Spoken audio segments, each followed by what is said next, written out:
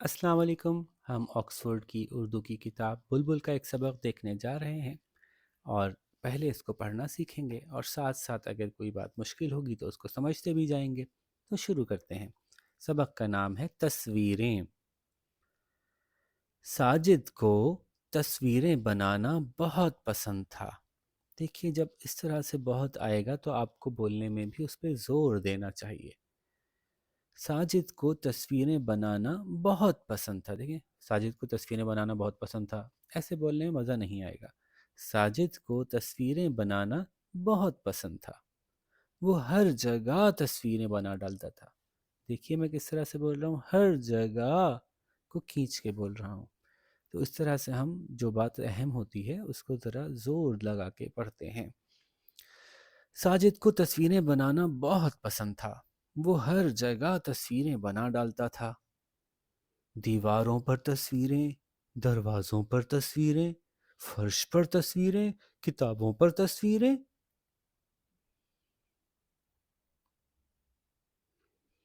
ابا تنگ آ گئے تھے، اماں پریشان تھیں۔ ابا تنگ آ گئے تھے، اماں پریشان تھیں۔ آخر ایک دن ابا نے ایک ترکیب سوچی۔ ترکیب، آئیڈیا۔ وہ بولے، چلو ساجد، آج تمہیں ایک ایسی جگہ لے چلیں جہاں تم جی بھر کے تصویریں بنا سکو گے۔ کیا بولے؟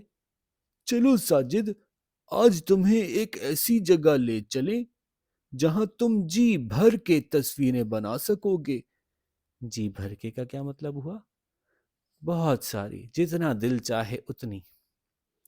ابا ساجد کو سمندر کے کنارے لے گئے۔ سمندر کے کنارے، اس کو ہم ساحل بھی کہتے ہیں۔ ساحل پہ بہت ساری ریت ہوتی ہے۔ ساجد نے ریت میں خوب تصویریں بنائیں۔ خوب یعنی بہت ساری۔ ساجد نے ریت میں خوب تصویریں بنائیں، اور تصویریں بناتے جاتے ہوں گے، مٹاتے جاتے ہوں گے، پھر دوسری بنا لیتے ہوں گے۔ کبھی کبھی تو پانی آ کر خود ہی تصویروں کو مٹا دیتا ہوگا۔ تو ساجد نے ریت میں خوب تصویریں بنائیں۔ شام کو ابا بولے، اب ہم ہر ہفتے یہاں آئیں گے، شرط یہ ہے کہ گھر میں تم صرف کاغذ پر تصویریں بنانا۔ اب ہم ہر ہفتے یہاں آئیں گے۔ انہوں نے ساجد کو ایک طرح سے یہ سمجھایا کہ اگر تم ہر جگہ تصویریں نہیں بناؤ گے، صرف کاغذ پر بناؤ گے، تو اس سے کیا ہوگا کہ گھر میں گندگی نہیں ہوگی، گھر میں جگہ جگہ چیزیں بری نہیں لگیں گی دیکھنے میں۔ تو اس کے بدلے کیا ہوگا؟ انعام کے طور پہ ابا نے کہا کہ ہر ہفتے ہی ساحل پہ آ کر انجوائے کیا کریں گے۔ تو یقیناً ساجد نے بھی وعدہ کیا ہوگا کہ ٹھیک ہے، میں آئندہ صرف کاغذ پر تصویریں بناؤں گا، اور ان کا مسئلہ حل ہو گیا ہوگا۔ اور ایسا لگتا ہے کہ ان کا گھر سمندر کے قریب ہی تھا، تبھی تو وہ آسانی سے ہر ہفتے وہاں جا پائیں گے۔ تو آپ نے بہت اچھے سے اس کو پڑھنا سیکھ لیا نا؟ اب آپ پڑھ کے سنائیے۔ اوکے، اللہ حافظ۔